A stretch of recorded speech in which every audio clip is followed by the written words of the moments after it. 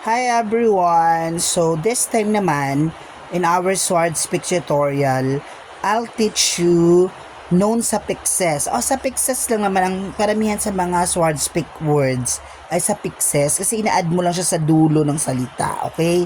Parang syllables, okay, suffixes. So this time, ayan naman yung su.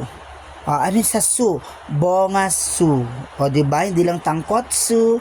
Tankotsu ba yun? Bonga then su. Bonga su. Okay? Ta. Ta. Ta. Bobita. Bobits.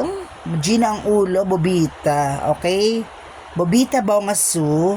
Both referring to someone who has a poor IQ.